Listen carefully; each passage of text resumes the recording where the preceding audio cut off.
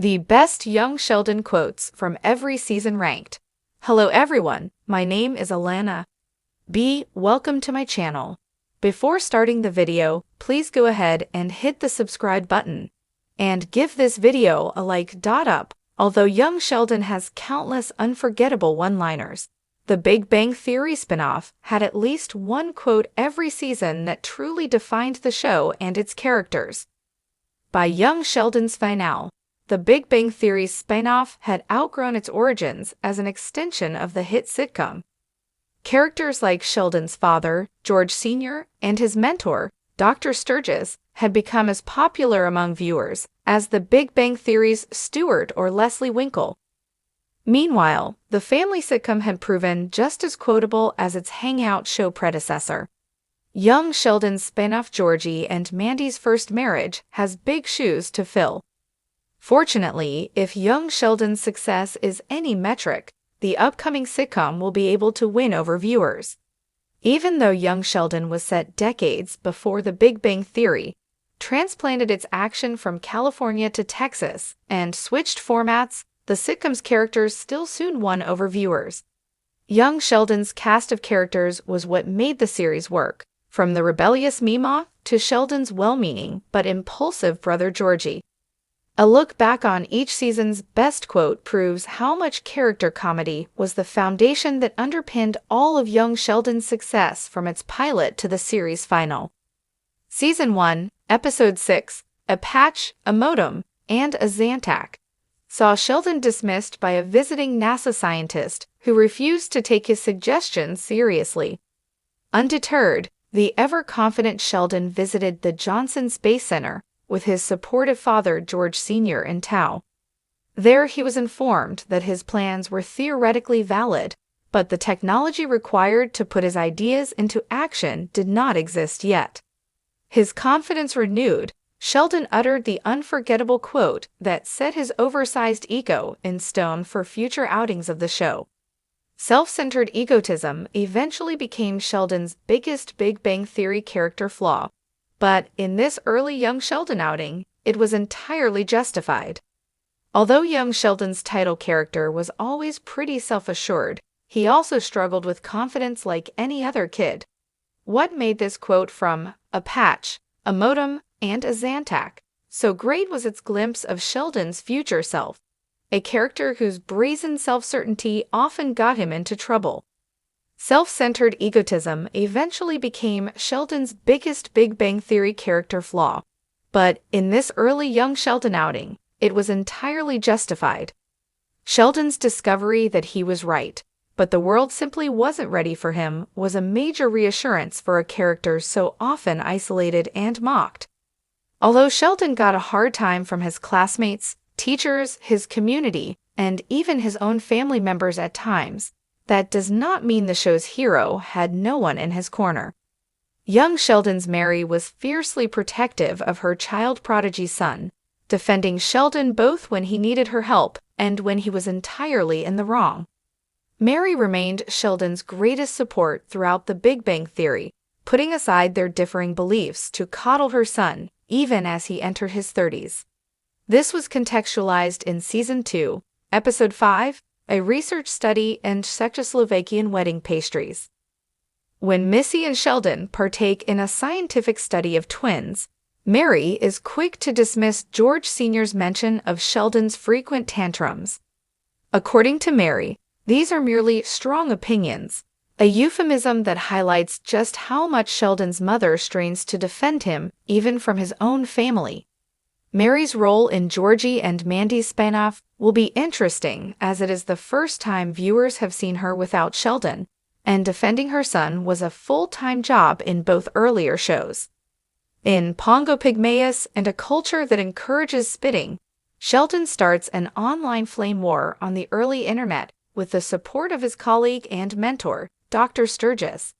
Sheldon and Sturgis' exchanges regarding highly scientific, terminology-heavy insults to lob at other academics almost warrant a mention here, but it is his response to George Sr. in conversation that perfectly encapsulates their fraught dynamic. When George Sr. admits to Sheldon that he doesn't understand a word of his technical jargon, Sheldon tells him he loves him regardless during one of the pair's sweeter exchanges. So important is that this unsuspecting moment from Pongo Pygmaeus and a culture that encourages spitting captures a pivotal element of Sheldon and George Sr.'s relationship. George Sr. never fully understands his son and, as a result, struggles to see eye to eye with him. However, the pair still put in an effort to bridge the gap between their intellects, and George Sr. still cares for his son. In his own strange way, via quotes like this, Sheldon proves that he cares for his father too. In A Box of Treasure and the Mima of Science, Georgie begins photocopying tests and selling them to his fellow students to help them cheat. He is eventually busted, but thanks to some handy knowledge of a teacher's questionable extracurricular activities, he gets off scot-free. Early on in this subplot, Georgie informs Tam that he can cheat on his chemistry test by using Sheldon's completed test, as he saw the teachers recycle the same exams. This is a notable moment of ingenuity from Sheldon's brother, and viewers get a glimpse of the Big Bang Theory's version of Georgie at this moment. While Sheldon is a genius, Missy is still a bright, traditionally smart kid.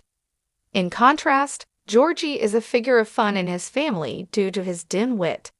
However, by the time viewers meet him in the Big Bang Theory, he has matured into a successful business owner. This is thanks in part to hard work, but it is also the result of characters consistently underestimating him. Georgie isn't young Sheldon's smartest character, but he is smart enough to make money off old chemistry tests, and this quick thinking shapes his success later in life. In A Pink Cadillac and A Glorious Tribal Dance, Sheldon admonishes his mother for even considering the option of taking on another job. He reminds her that she already has two occupations, church and mom, and illustrates an underrated aspect of his character in the process. Sheldon is still a kid beneath all his intelligence, and his affection for his mother shines through when he acknowledges the work involved in her parenting. However, he is also cautious and self-centered, so he can't imagine a world where his mother isn't constantly on call. Throughout the Big Bang Theory and young Sheldon, Sheldon often struggles to think of other people's feelings. One of the Big Bang Theory's worst penny plots saw him turn down acting lessons from his friend, since he didn't think much of her skills as a thespian. This arrogant attitude has its roots as far back as Young Sheldon Season 5, Episode 12, with Sheldon telling his mother her purpose in life and seeming surprised when she pushes back. Sheldon struggles with change and, even as a child, likes people to remain in their preordained roles. In Season 6, Episode 16, A Stolen Truck and Going on the Lam, Missy steals George Sr.'s truck and goes on an ill-advised road trip with McKenna Grace's troubled child prodigy Paige. Although the pair share a lot of fun exchanges during this trip, one throwaway line from Missy illustrates the great tragedy of her entire character arc. When Paige asks how Missy imagines her family is reacting to her disappearance, she bitterly says they will most likely be delighted by her absence. By A Stolen Truck and Going on the Lam, Missy's frustration with Sheldon's preferential treatment has calcified into teenage rage. She then complains that any party the family might throw would, even in her imagination, be subject to Sheldon's whims. Missy and Sheldon's troubled relationship dates back to young Sheldon's earliest episodes, when Sheldon was lavished with attention due to his intellect. By A Stolen Truck and Going on the Lam, Missy's frustration with Sheldon's preferential treatment has calcified into teenage rage, and she sees her family as Sheldon's entourage of enthusiastic cheerleaders. This is a belief that the Big Bang Theory's Georgie shares, and one that sadly alienates Sheldon from his siblings. Season 7, Episode 13, Funeral, Sheldon finds that he can't stop replying to the last conversation he had with his father during the preparations for George Sr.'s funeral. Sheldon imagines countless things he could have said to George Sr. as he left for work, some funny, some sincere, and some completely out of character. However, It is Sheldon's imagined Star Trek reference that bridges the gap between reality and imagination and allows him to acknowledge his unique love for his father. Sheldon imagines himself quoting the seminal sci-fi series to his father, and George Sr. replying with "Live long and prosper." 9.15 million viewers tuned in to watch Young Sheldon Season 7, Episode 13, Funeral, when it originally aired in May 2024. The quote is vital to understanding Sheldon's character, as although it is itself a quote from a sci-fi series set in a far-fetched future, the line allows Sheldon to access his real feelings through a medium he comprehends.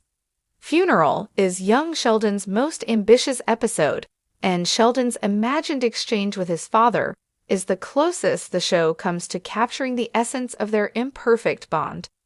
Young Sheldon's protagonist lives in his head, while George Sr. occupies in the real world.